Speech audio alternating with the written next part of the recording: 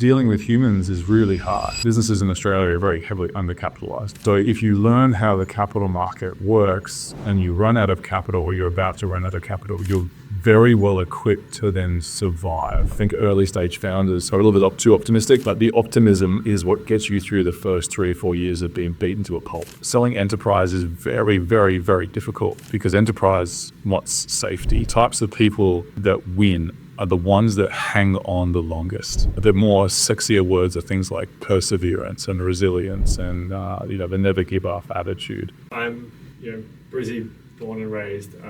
Studied at UQ, went through the whole Queensland, Southeast Queensland startup ecosystem. Yeah. I guess I'm a civil engineer by trade, so my spreadsheet skills, they're off the charts. But going into running a business, that wasn't super useful. Mm-hmm. I'm married, have a baby on the way, got my first baby due in January, which I'm super excited about. Awesome. I have a ed tech startup, so it's enterprise SaaS. So probably some similarities between what you were doing, just the way we were selling and stuff like that. But instead of selling to thousands of businesses, my clients are 40 universities in the country and 160 in the UK. Yeah. So we've got universities in Australia and the UK using us. Yeah. We're VC backed, so went through a lot of the similar challenges to you guys. There was a quote that I read from you, which I just loved. I'm just going to quickly find it. VC backed, what year was that? I don't know, because we went to an accelerator in 2017, so that was technically our first money. Yeah. And then we've done 2 kind of major rounds, one of $1 million, one of maybe $3 million, but we've done a bunch of bridging in between. Yeah. Then last year was going to be our big coming out Series A. Yeah. Or 22 was going to be that, or I don't know, whenever it was. And I moved to America for it. Mm-hmm. Then the VC market collapsed, and all the free money disappeared. It was crazy because in my head I was like a billionaire. I was like, it's about to happen. I was just like, I'm just that. And then facing the failure and the reality of startups and the fact that I wasn't going to be that was so brutal. And that's what startups. That's what success is about. It's not about. Everyone can feel it in their grasp at some point. It's the difference between those that make it and those that don't are the ones where it gets continually taken out. Yeah. And you're just it was just there and now it's not. And each time it gets a little bit more unfair. And the successful people are the ones that just go, no, I'm going to go for it again. Yeah. I'm not going to let anything deter me. Because it's we live in a very wealthy country with plenty of opportunity for most people to get access to at least people with capital around. Yeah. And in that part, we're sort of set up for failure because people think that they can. It's a little bit too easy. Yeah. In some areas, whereas every area should be extremely difficult because then it teaches you the disciplines you need right from the outset. Yeah, dude. So doing a startup in Australia is like a savage, desert. Anywhere though, you're just different. People go, oh, America's easy, America's this, UK's this, UK's this. They're all different. Yeah, they're hard for different reasons. Australia's got a tall poppy syndrome. Doesn't like to back early stage because of experience. We'll give you a seed round if you're hitting Series B. Yeah. But let's if you think about it though, I was only chatting to the guys at Tribe the other night about this. Have to be careful about just telling the founder journey because there's all investors in the room and they want to hear what's useful to them. And I said, in the nicest possible way, you guys have got really very little chance, making it even as a VC. You'll watch a lot of companies and you'll try and dissect how they do what they do, and what makes a good one. But what's missing is you've never felt like a founder. And until you feel like a founder, you can't really understand how they're going to react to a situation or how their market really is or what they're actually like as a person. And then it really boiled down to America's so far ahead of us because the sheer weight of numbers. So they would have had, let's say, I don't know, use round numbers, these are not true numbers, but let's say they've had 500,000 seed stage businesses. Yeah. They've got to watch 500,000 win, collapse, die, plateau. We don't back seed here, and so we've got no idea what to look for. And I was trying to say, like, I don't know the startup community that well. I guess I know the exits, relatively well. Let's say there's been, on the best case, 50 decent exits over the last 15 years. You've got to take out the Canvas and the Atlassians and that sort of stuff. But then if you go to what most people are trying to achieve, which is a 5-year exit, how many of those are there? And there's probably a handful, 2 handfuls maybe. And they're actually the people that they want to invest in.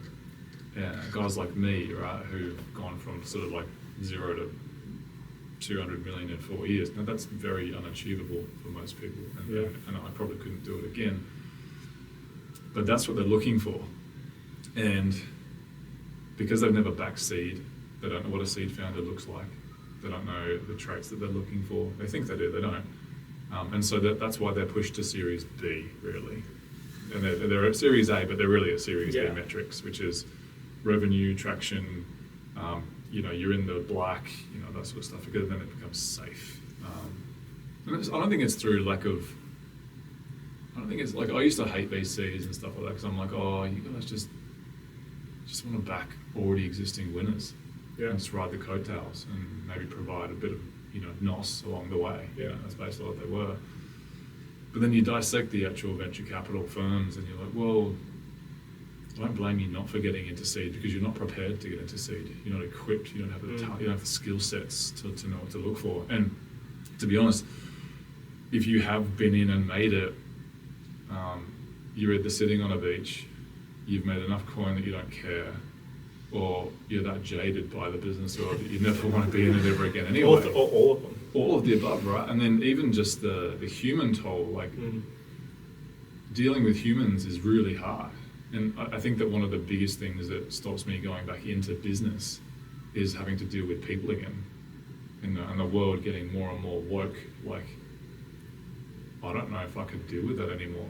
Like, I don't want to have to try and build a business whilst having to please everyone in my office in every single individual way, and have an equal amount of women and men and an equal amount of this and that. And it's like, that's not how business works. You need the best of the best in every single position to give yourself even a chance of competing at the table, not winning, just competing. So, I don't know, I think you get jaded in all sorts of ways, which then sort of deters people like me from getting back into the community to say, right, well, I could probably lend a hand to try and pick out some good seed founders, because there's just not enough in it for me. Like the VC game here seems so broken to me, and it's because of a few of the things you're saying, right? Like, I do think that I understand why investors in Australia are acting the way they're acting, and it's because they've got to return money, and they've got to raise from their own LPs, and LPs in Australia are looking for safe money, and so we've got to make startups as safe as we can.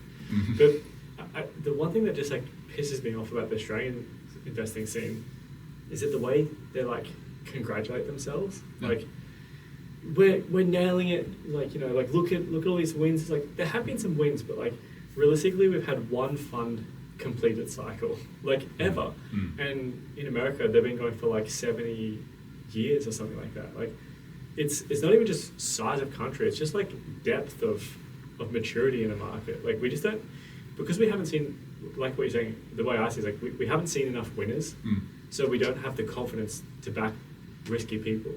We also need winners backing winners. And so, again, at a very macro level, most venture capital firms are true, like the VCs, and there are family funds out there who are actively trying to get into this space and are really aggressively trying to compete. So I'm not going to blanket and say everybody, but they're often run by ex-investment bankers or people from NAB or ANZ that are used to pushing money around and lending. And so you've got yes, okay, they'll throw a founder in occasionally, to sort of add to the mix to say we know what founders do and how they think. Or maybe one was started by a founder. I don't know. I think the Airtree was started by a decent founder. Forgive my ignorance for not knowing who it is. But that's just one person. You think about people actually writing the deals all the time. They're not founders, and it's just a modern day form of gambling, which is really what it is. It's just if you place enough bets, and a big VC in Brisbane told me this, which I thought was ludicrous, because he asked me what my strategy would be for running a VC. Yeah. And I said, well, I'm very good at ad tech, I'm very good at retail, I'm very, very good at B2B enterprise sales, I'm very good at building teams, and I'm very good at certain things. I would raise 30 million. I would probably back 6 businesses. I would give them 2.5 to 3 million each off a pre-seed stage, because I know that that's what it takes. There's no point throwing 50 grand, 100 grand, 200 grand. What are you going to do? Cover half a salary of your CEO? Yeah. Like, what motivations you got to get out of bed every morning and sacrifice everything to work? He doesn't. So there are some fundamental issues with the way that we look at capital. One is that the businesses in Australia are very heavily undercapitalized. So they don't have enough money. They go, we just need enough to build the product. So that's not a business, that's a product. Yeah. Like, you need sales execution and marketing. Like, how are you going to go compete with the bigger companies if you've got no money? And so when I pitched that idea, he sort of laughed. He's like, that's just ridiculous. Why wouldn't you just throw 50 grand at everything? I'm like, I hate that. Why the fuck would you throw 50 grand at everything? It's just, but that's how they're set up, is it's a game of numbers. Because, as you said to their LPs, then it's like, we got to win over here.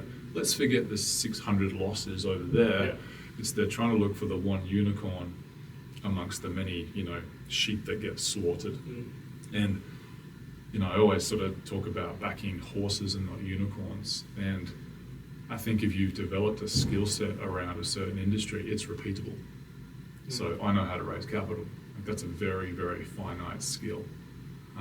And it's a skill that most founders have to learn, don't want to learn, because they see it as a unnecessary obstacle that's stopping them from improving their business or getting their business to market. It's almost like a rite of passage. It's like, I've developed this business, you should give me the money, as opposed to going, all business is from start to finish is me solving an exponential amount of problems. The first problem I need to solve is, how do I capitalize my business? If you don't become a master of capital, then you will not get to stage 2. If you get to stage 2, which is, I'm not saying this is where you are, if you get to stage 2 or 3 and you're lucky enough to get some venture because you're just the right space at the right time, and you just, you fit the bill and the headlines, and you're in ed tech, or you're in whatever tech that they want to invest in that particular time, which is sexy to them, or whatever they've sold their LPs. You end up in a position of, when you run out of capital, you don't have any skills to go back and actually get you out of trouble. And so if you learn how the capital market works and you run out of capital, or you're about to run out of capital, you're very well equipped to then survive. And startups are often just about surviving the first 2 or 3 years while you pivot and learn and, see what works, what doesn't. And I think that those founders who are typically sales orientated tend to do better than engineers. Not to say that engineers don't do well, because the engineers tend to be the guys that have the unicorns. They've built a magic product. VCs love it. They get the big capital in. They're just able to focus, and they're kind of, not saying they get lucky, but they have the more exponential wins. The sales guys tend to burn out a lot faster, so that their lifespan tends to be shorter because their workload's much, much, much harder. But they tend to be much better at raising capital, much better at getting sales, much better at hustling. And then, the product's not a byproduct, but you end up,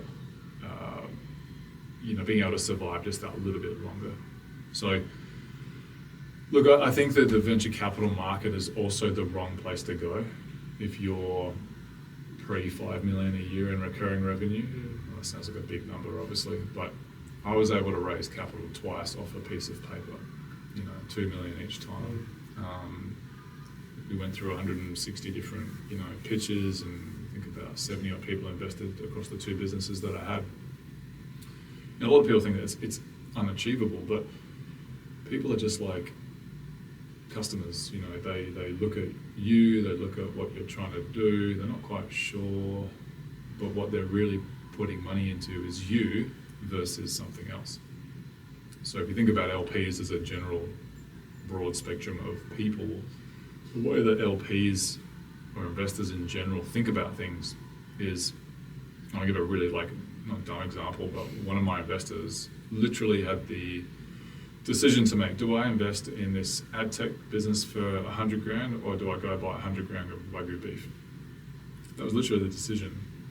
So when what you think, a weird life. Well, when you think about how high net worths place their wealth, they have buckets, the high risk and all the way down to the low risk. And if you're there on the right time, in the right place, and you can get in front of the right people, they'll give you the cash because they won't give you the cash because they know your industry or they know your tech. They give you the cash because they're like, this jockey, I should say, looks like a pretty decent one. I might follow this one. And then the other motivations of the I won't say the VC community, but the investor community in Australia is people like pub ammo. They like things to talk about. And so when they're on the golf course and they're talking about listed stocks and bonds and I've got X properties and I've got asset classes and debt construction and that sort of stuff, it's boring. They want to say, I've invested in this ad tech business, it's going to be a unicorn. Yeah. It's interesting to talk about. And as silly as it sounds, those are actually some of the triggers that get a lot of these guys thinking. It's that we're one step short of the lottery. And when you know what you are to them, you know how to pitch to them, and you know how to get money from that community. And that's the community that is backing the real success stories in Australia, not the VCs. It's often the angels that back them. So, coming back to the start, I think founders need to have a greater, deeper appreciation of raising capital.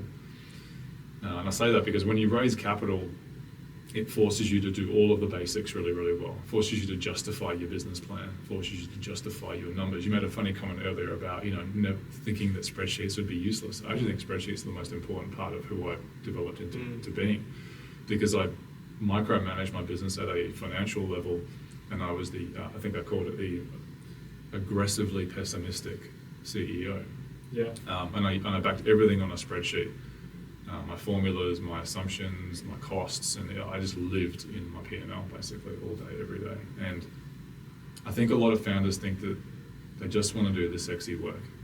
They want to build the product, wear the t-shirt, get out and do some sales, build the business, spend the money, and less of the... Get the press release. Yeah, pretty much. So you've done 2 businesses. Yeah. Like you had NoQ, which has a different name now.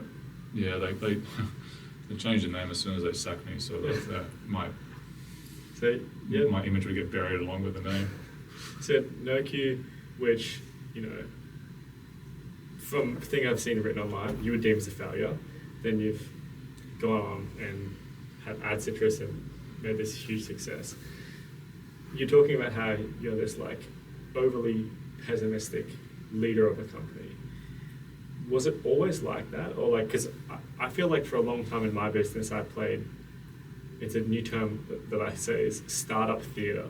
I was doing the dance of it all, there's VCs and I was, on the hamster wheel and going to the events, and I was doing stuff because of the optics and the startup theater and the dance with investors. And I spent so much time doing that and so little time running my business. And over the past year and a half, I flipped that and I was just like, I'm going to run my business like a CEO now. And now I just care about make more money, spend less money. Yeah.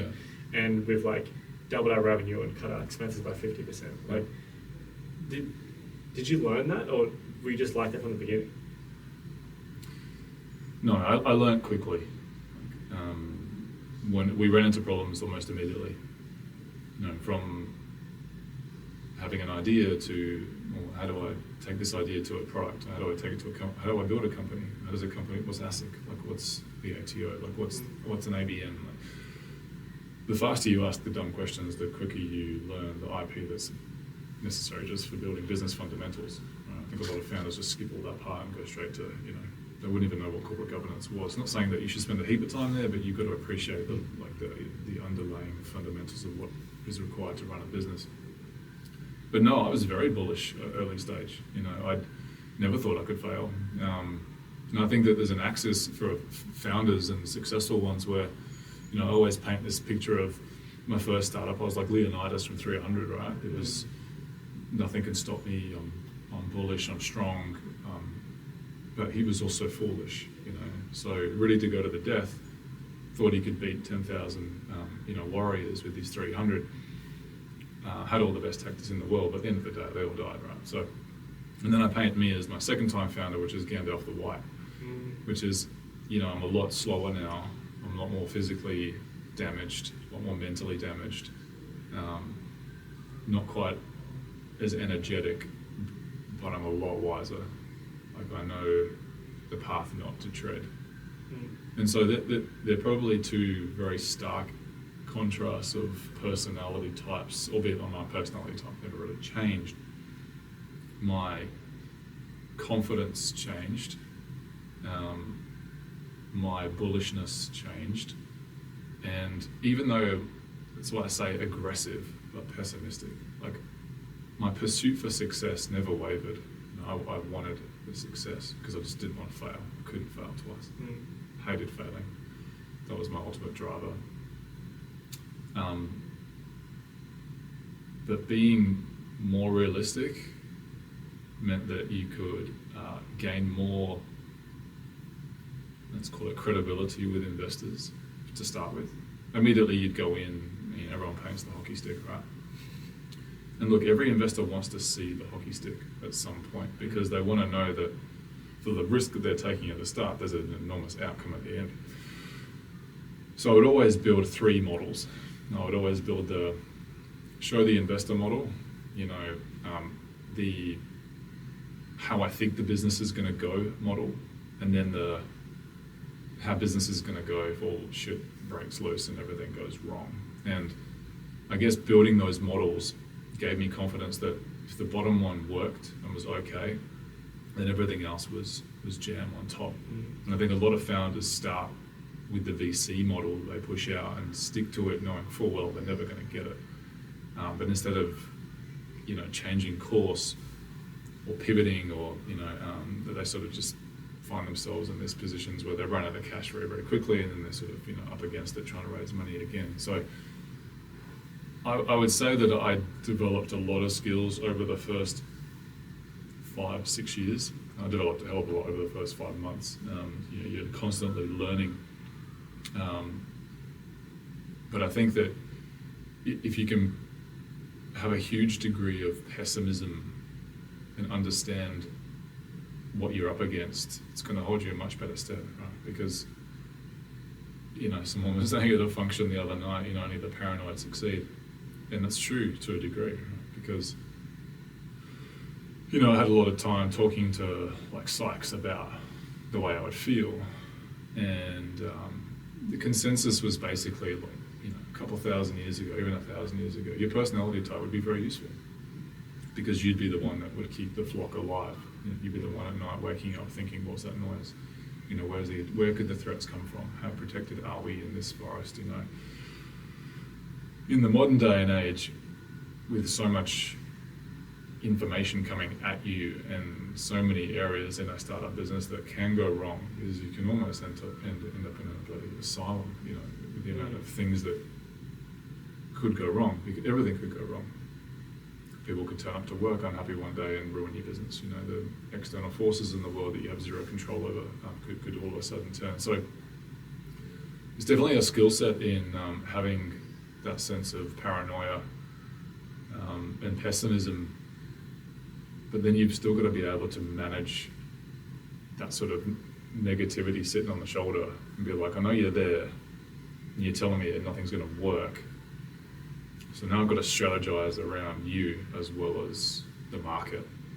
And I think it's a good combination of skills to have, but it takes time. It takes a lot of, you've got to be beaten up a few times to sort of have those voices over your shoulder. And I think early stage founders are a little bit too optimistic, but the optimism is what gets you through the first 3 or 4 years of being beaten to a pulp. Yeah.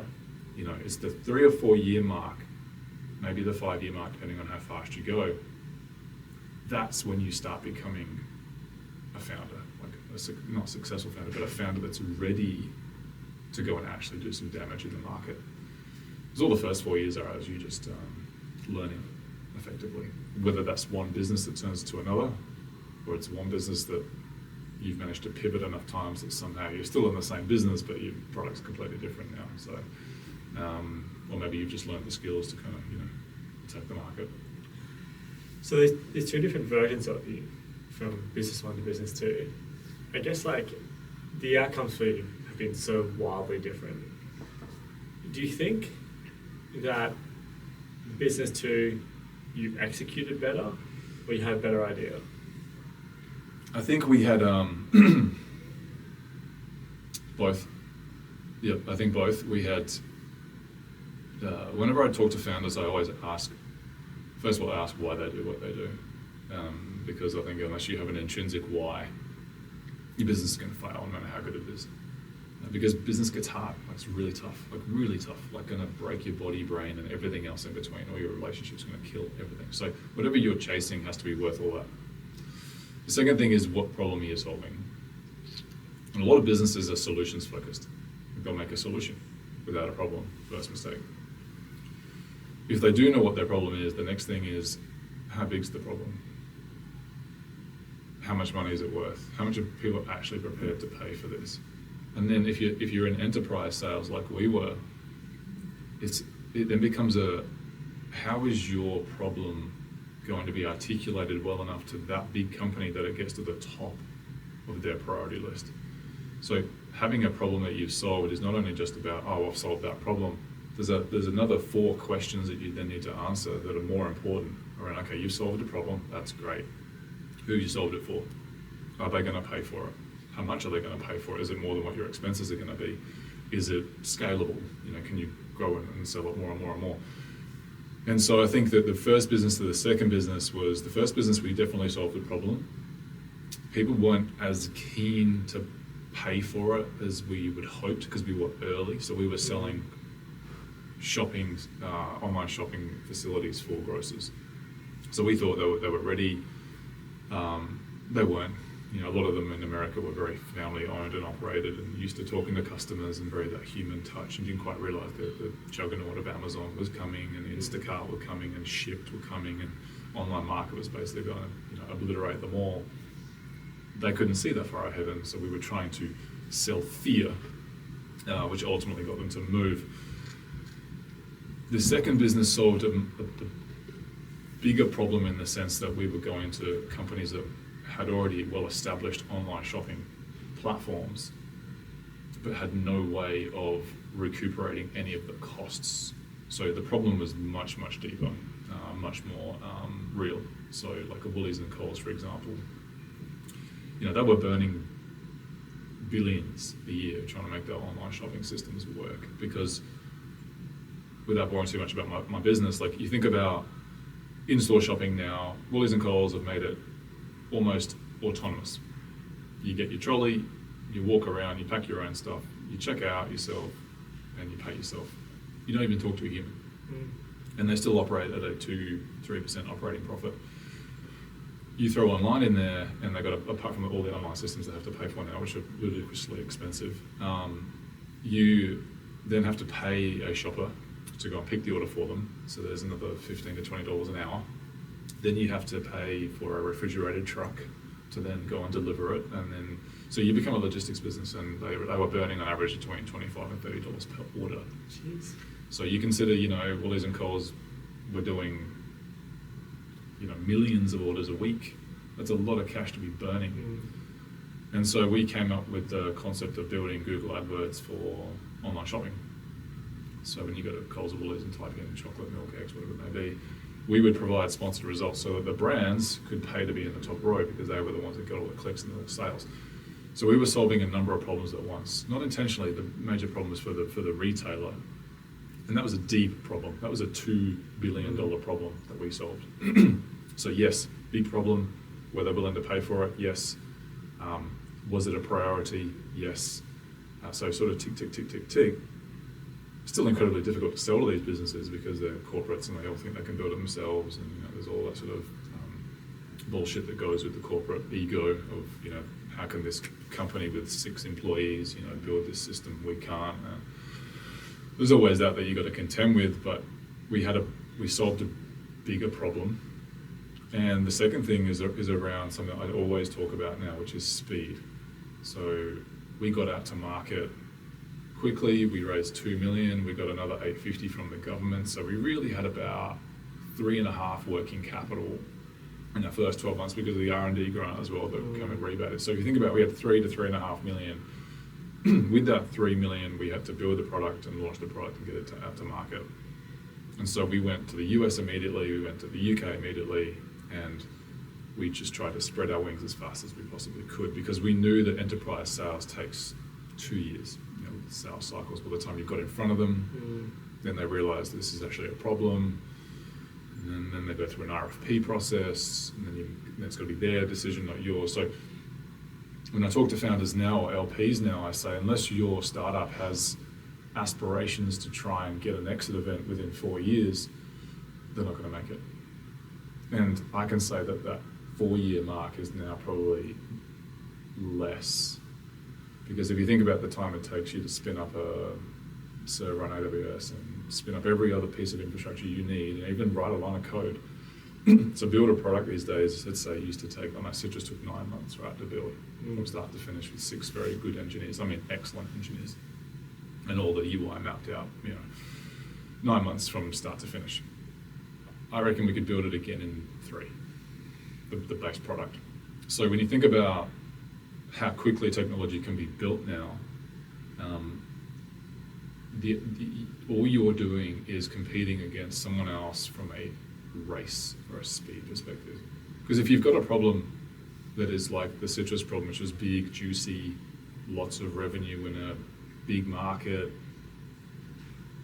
there's going to be at least 100 other startups around the world that are going to be trying to solve the same problem. Because there's a lot of smart people out there. So when you boil it down, you've got to be really fast, faster than your opposition. So we went from having 1 competitor in our first year to having 20 the next year, back down to 5 the year after that. And so if you can survive the initial wave and be in the top 3, and then you basically got to be in the top 2. And if you're in the top 2, you can make money and you can get an exit. And so I think speed's really important, now for startups. And I think that's probably a fundamental mindset shift that a lot of people probably still haven't made yet either. That whole, shoot for an exit in 4 years, shoot for speed, raise money. Then you said, you built in 9 months, then you kind of went out to market. That kind of feels, like the opposite of all the sage startup wisdom out there, which is start tiny, put it to market, test it, go. It sounds like you just went all out and then went out. Is that because it was enterprise, or is that what you would do in every business, or you'd want the final version? No, it's because you learn by failing, and you got to fail fast, right? That's the one consistent thing, the buzzword that people talk about. Is these incubators that talk about, incubators are run by massive VCs with massive pockets, and if you go even one step further, and the funds that are funding the funds, and the funds who are funding the funds that are funding the funds, are all coming from the same money. So let's call it, the Rothschilds or whoever it is, like the Vanguards. If you want to talk about the companies that are actually funding. They just want to fund everything. So if you fund every horse in the race and one becomes a unicorn, you still win. They're not interested in success or failure rates. They're interested in manufacturing as many good startups as they possibly can, and then picking and choosing the destiny and fate of each one. The ones that end up actually making it are the ones that break away from that mold and go, well, that's actually not how it's done. And I don't have the time to sit in my basement for a year building a prototype, because someone in Silicon Valley with a lot more capital than me has already built the prototype in 5 minutes. he's already outpitched it before he's even built the prototype. He's already got capital and he's already got 4 customers. And so you have no chance of catching that person then. Like, they're already off, bang, done. Even just as soon as someone sees that company, they're like, well, that company's already out in front of you. And immediately investors are put off straight away. So yeah, I'd say there's a huge degree of poor education. And I think that, not because I think part of it is deliberate. Part of it is designed to create a system of, I call them founder employees. You know, in Silicon Valley, you've got founders, but they're effectively just employees of venture capital firms that have different ideas. You know, you're running that one, and you're running that one, and you're running that one, and people go, and that's, you know, sci-fi, fantasy type stuff. But really, if you think about Silicon Valley, as an LP, as someone who now invests in businesses, you go, well, I don't really care too much about the business. I just care about, like, if I'm going to create a fund, I need to back enough that one of you wins. If one of you wins really big, and I can fund you to eat, like, if there's 8 horses in the race, you're going to go back to the horse race, and they're all doing the same thing. Secretly behind the scenes, all I'm doing is I'm funding you guys fighting against each other, and then one of you is going to win, and you're going to eat the other ones. And so that's okay, because That's a wild Melbourne Cup. yeah, pretty much. It's like, you know, it's like funding the Lions, you know, or whatever it is. Like, that one's going to win because the founder's better, and then we back that founder. And he's probably going to eat the other 7 in the first 3 years. Whether he knows he's beaten them or not, it's sort of irrelevant at that point. But I think that I think the VC model is, that's what it forces, right? It's like, you want the 1,000x return, and you don't give a shit if everyone else goes to 0. In fact, you kind of want them to go to 0 in case they still might be 1,000x. You don't want someone having a 1x or a 2x victory. But the thing that I'm interested in is that you said you built it in 9 months. In that 9 months, like, did you just go 0 to, like, we've got our full product here, and then you went to market, or like, were you speaking to customers, like, trying to shape the product in that path? no, we were, you know, we were out, you know, selling what you'd consider vaporware very, very early. We always knew what we wanted to build and how we wanted to build it. We had very good documentation, very good UI, screenshots of what we were building and how it would connect and how it would work. But we were selling it as soon as we had a design. So let's call it. All right, that makes 1 sense. month. I love that approach, because I was getting confused thinking you waited 9 months patiently till you had a finished thing, then you went out. But it's like, no, you still did the conventional startup thing, which I think you have to do, which is you need to start selling. You need to see if someone's going to buy this, and so you can do that from super early, and you still did that from super early. And I guess, you know, the beauty of enterprise sales is that it's generally a while before you even show someone the product anyway. So Yeah. those early conversations are very much relationship building. Yeah, they are, and I think, like, you run risks with that, in the sense that no one really wants to be your first customer. Yeah. And so you've got to spin a little bit of bullshit to sort of, you never lie to people, but you don't, like, unless they ask the pointed, direct question of, am I your first customer? Has this been tested in a live production environment against someone with a huge amount of load? You don't really go into the unnecessary details at that point. You know, you sort of say, this is how it's going to function. This is what the API is going to look like. This is how you send a request. This is what you're going to get back. Yeah. And for a lot of retailers, that was enough. But, you know, there were some awkward moments early on where, you know, we didn't tell anyone anything that wasn't true, but they were also, you know, we had a couple of customers that were like, well, you know, show us where it's live now. And then, you know, you go into panic mode thinking, oh shit, what do we do? We don't want to spook them by telling them that it's not live right now, or it is live, but it's in like a beta environment. Yeah. And so you have to come up with some sort of, you know, creative ways of putting their minds at ease without telling them too much.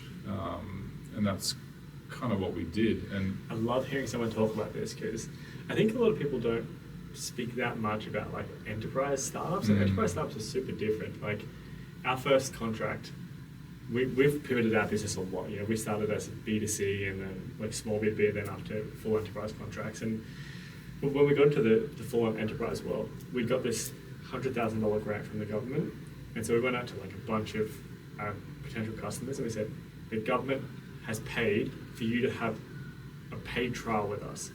You know, the government just gave us money to do whatever we want. So it was technically true, and it's also technically, you know, they didn't actually say that. They said you can use this for whatever you want. And we were like, let's go to market.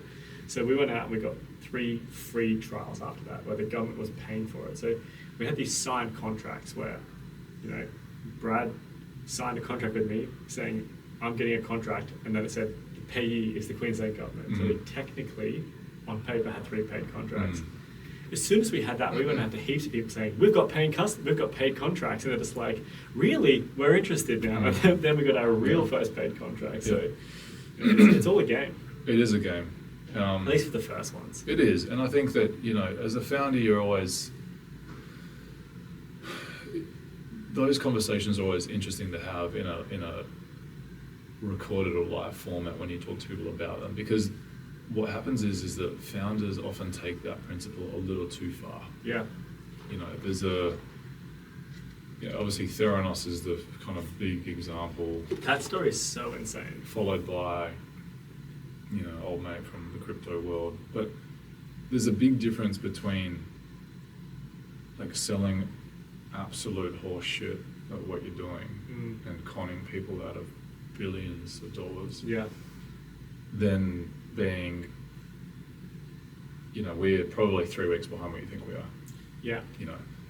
And so I think that selling enterprise is very, very, very difficult, because enterprise wants safety. You know, first of all, they just don't want to get fired for hiring you, and so there's a lot of personal work you have to do with the other people who are buying your product. They have to know you.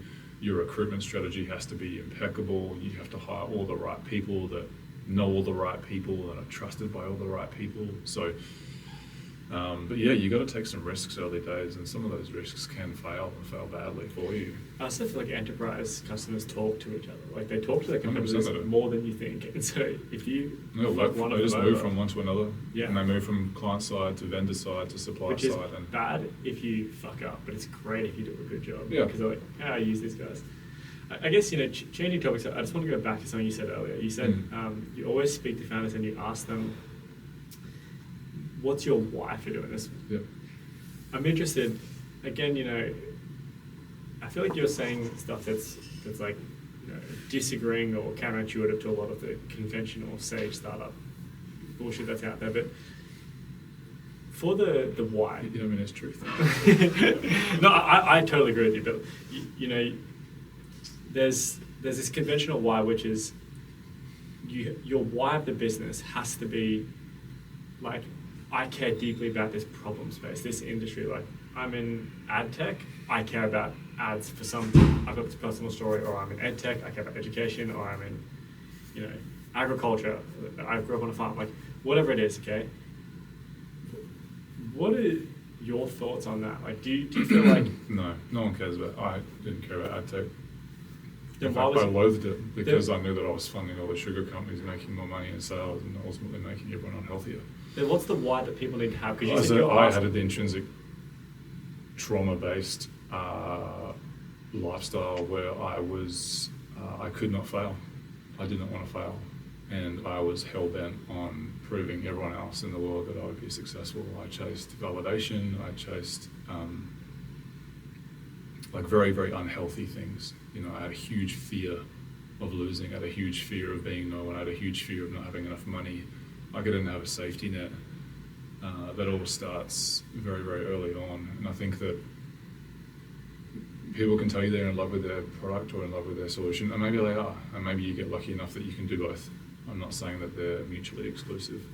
What I'm saying is that the successful founders are often driven by you know, something much deeper. You know, they're often, you know, traumatized individuals, because, and I liken it to, you know, it's not just business that I've had success in. Like I was an athlete, you know, and so to be a professional athlete in any field requires you to take your body and brain to extreme levels. You know, levels where you start to question, like, what am I doing? You know, the training you have to do, the mental pressure you put yourself under. And so when it comes down to it, you think about how much you get paid and like the ups, like the downs are like 99% of the time. So there's got to be some other reason why you do what you do. And I think that's also probably one of the gaps in education. And I talked, like when I spoke about this to some VCs the other day, when they talked about what do you look for, or what would you look for then knowing what you know. But I would say look for anyone that's been in the top 0.1% of anything in their life, because it shows that they've got the bit between their teeth where they've beaten everyone in a particular field. Doesn't matter what it is. They've worked to extreme levels to get there, and they've proven, no matter what it is, that they are elite. Because you can't just all of a sudden go, you know what, I'm bored of my day job, and I'm just going to go do a startup now, where you might as well go out and swim in a swarm of great white sharks and go, well, I can figure this out. Like you've got about that much chance. The water is a certain depth, and that you can swim a certain way, but you're still not anticipating them all ripping you to pieces, because that's what the business world does. There's no mercy in the business world. It's money and more money, and people are ruthless when it comes to business, and they won't think twice about crushing a startup. In fact, they make it their business to crush you because their shareholders care more about their profits than they do about some. Well, they have a fiduciary responsibility to do that. Correct. And then you get, a bit of psychopathic ego mixed in with it, and then they take pleasure out of it too. So, I hear people say, right, that you need to run a business from a place of abundance. That's out there all the time, but you've grown yours from a place of fear. Do you think when you're looking for these founders that are going to win, are they all from a place of fear? Is that the why that works? Like, fear of not being enough, or fear of not having enough money, or proving something to themselves? Yeah, look, I wouldn't say, and this is not to say that I'm special, but trying to replicate my story is unusual. Like, it's very unusual for someone to get into AFL 17 and make it. Like, it's very unusual for that person to transition into startups and make it. Like, it's very unusual. So I wouldn't say go find another me, right? But there are qualities within my personality type that make up the construct of what is me. You don't have to be an athlete to be good in business. Like, that's not linear at all. Like, quite contrary, really. But yeah, I would say that the types of people that win are the ones that hang on the longest. And to hang on, and so, a lot of startup founders come to me. And when I sold the business, I got pitched by 200 or 300. And I just listened to them all because I was curious as to, sitting on the other end of the fence, what do I really know that these guys don't know?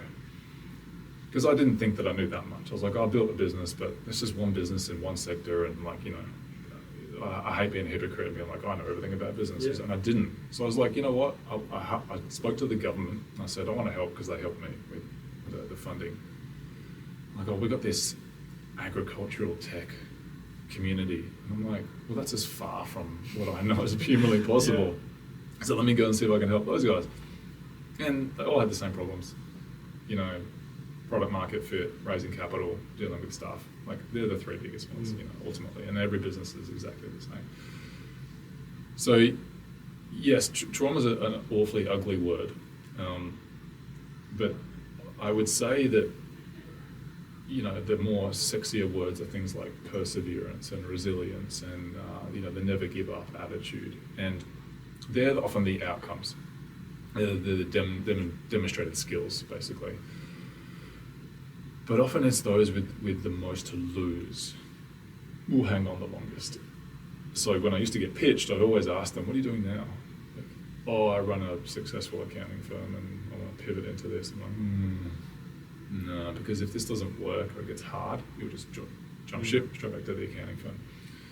And so the founders that you want are the ones that, the risk takers that are willing to put everything on the line, not only financially, but physically. The ones that are prepared to go, to hell and back to make sure that this works. And I guess I haven't spent enough time since finishing with Citrus to really write down exactly what I'm looking for. But it would go something down the lines of like a boot camp, see how strong they are mentally before you even put them in the battleground. Because you can teach a founder a lot of things, I think. Like the things that I've learned over the past 12 years, there are some things that are just flat out incorrect. Like you talk about the startup community, you talk about the VC raising, you talk about capital raising, you talk about how to raise money, how to go to market, how customers actually think, how to run staff. Like those are tactical things that you can teach. Like don't do that, don't do that, don't do that. Do this, and this. I can tell you how it's going to feel. I can try and describe it to you, but until you feel it, you can't explain to a founder the pain that they're going to go through. So what you have to do is you have to try and expose them to levels of pain and frustration and annoyance. And the SAS camps are great because they like starve you, sleep deprive you, and put you through very, very tough physical conditions, because all they're looking for is when are they going to crack? Yeah. Like how long is this person willing to go through these ridiculous exercises to make it into this SAS crew? And it's similar to startups in a lot of ways, is that you look for how long someone's willing to hold on, because every day is just frustrating. Every day is just rejection or something going wrong, or things not going exactly how you want them to go. And particularly the more driven ones are often perfectionists as well. Nothing ever goes perfectly. So yeah, I think you are looking definitely at a more I think you can mold business people. I don't think you can mold the motivation though. I think that you've got to find the motivation. Fear is awful. Like it's a constant state of anxiety and fight or flight. I guess probably one of my super skills, if you like, was two things. One, my soft skills were good, even though I was angry and frustrated 99% of the time. My communication skills were always very calm, placid. I knew how it felt to have an email that would just start with Brad, comma. And I was like, oh, I don't want to read the next line. It's just my name, right? But it's like, so I'd make a conscious effort to write hi to anyone that wasn't in the company and hey to anyone that was in the company. Yeah.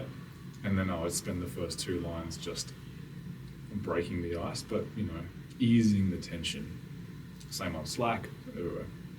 And it held me in good stead, because whenever there was a problem, which was nearly always, it was hey, you heard about this, don't worry, it's not a big deal. Like, we will get through this together.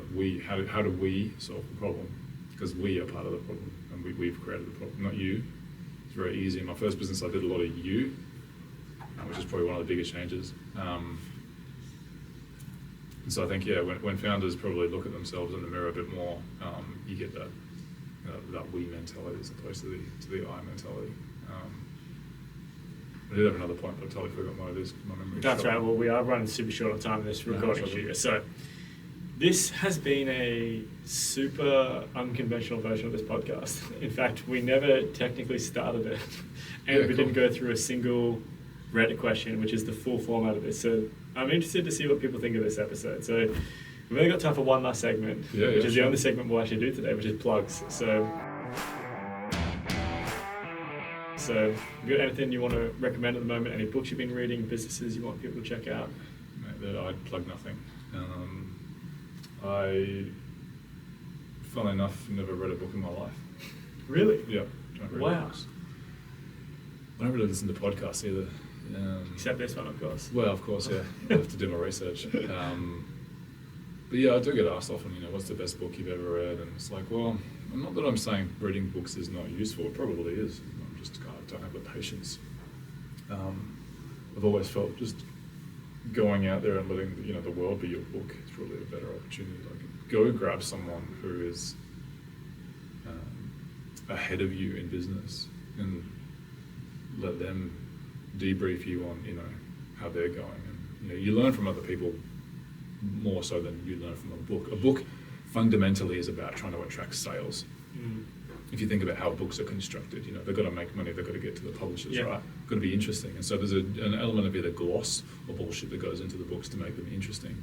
And there's so many shit books out there these days. Correct. And look, and the reason that I don't do a lot of stuff is because I just don't believe in it, and I don't want to be part of a community that I don't believe in, and I don't want to say things that I don't think are true. And the reason I don't get invited to, you know, I got invited once to 1013's run my show, and I was not booed off the stage, but you know, I was pretty well, you know, muzzled because I didn't pitch what they were selling. Mm. I was pitching how tough it was as a founder, and how once you get to the end, it's actually worse. You know, your bank account looks better. Great. You know, I should be very grateful for that. I get, you know, all the things that come with money. But as a founder who is heavily driven on, you know, a purpose, like immediately when you sell your business, your purpose goes. You're going to have purpose anymore. And so when you wrap yourself in your business, which is what most founders do, it's very difficult to come back from. So yeah, I would say to founders, expect an incredibly tough journey. Expect that at the end of it, it's not going to be all that you hope for.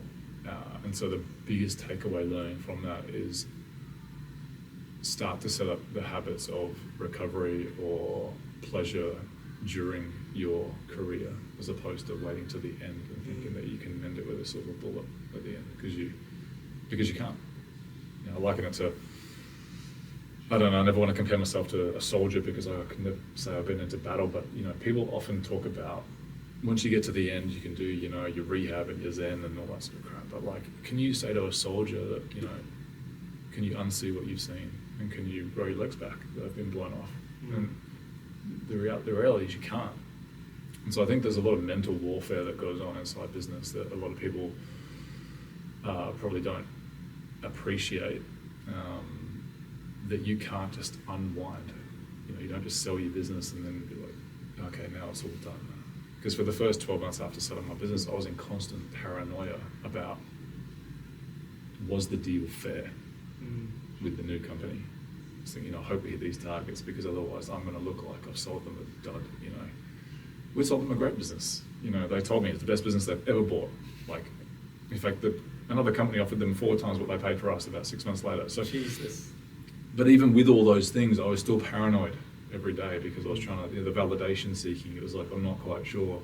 And even when I resigned, I felt so guilty. You know, I gave them 2 years extra, even though I barely got to the end. So I think at a certain point, you have to understand your why, and then you have to really get to grips with the fact that, you know, only you can mend yourself, and you've got to do it along the way. You can't do it at the end. That's a powerful plug. Founders, it's not glamorous like you think it's going to be. It's hard. I'm not at the end of my journey, but I know it's been so much fucking harder than I thought it would be at the beginning. I'm 8 years in, and it is still rough. But that's all we've got time for. So on my side, from Plug's point, as always, like and subscribe to my show. All the podcast platforms do it. Go and get your phone out right now and steal a phone. I completely condone it as long as you're just liking and subscribing on their phone too. And that's it. That's the podcast. So, man, thank you so much for coming on. Yeah. Oh, yeah. I haven't plugged this yet, but this is my game. You've probably seen me play it on other episodes, but I made this game. It's for founders. It's super fun. It's kind of like an absurd pitching business game for founders. Play it, you'll like it, and we'll do a big episode on it at some point as well. But it's here. Check it out, and I guarantee you'll love it. And little asterisks there. Awesome, man. Hey, thank you so much for coming on. Thanks for being honest and sharing the counterintuitive counterculture of the startup world with us today. Yeah, no, that's all good. I think it's my opinion, right? Yeah. It's not saying you can't make it through the VC networks. I think you can. I think if you're in the right space at the right time and you fit the bill, they're perfect. I would still say though, there's one element of making angels better in your early days, and that's always the sense of, if you run out of cash, which you will, and you've only got one person to go back to, and you haven't hit your targets, versus you've got 20 angels to go back to, just the sheer weight of numbers, you're going to be able to be more successful from the 20 angels, right? Because they're going to be a little bit more forgiving. You're going to have a lot more different opportunities. You may not raise all that you need to raise, but you're going to have 20 opportunities to raise as opposed to one. Yeah.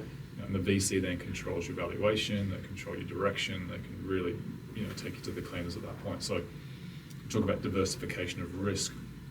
It's harder, it takes longer to do to raise money from angels, but it's probably better in the I don't know if it is harder, man. I feel like well, people think it's harder. VCs is like almost impossible over there. So angels is like kind of your only option, that high net worth space. I'm not saying harder. I mean, set yourself. Like with VCs, you can book 5 meetings and get in front of $2 billion worth of capital. Yeah. Right. With high net worths, you've got to get in front of 60, 70 meetings. So you've got to do 60, 70 presentations. That's a lot of groundwork, right? It's hard. So yeah, probably easier to raise the money, but harder to get in front of them. More effort to pitch. 2-3 hours of pitching 60, 70 times is a lot of work, but it's what it takes. Love it. Well, that's it. This has been another episode of the Do As I Say podcast. See you all next week.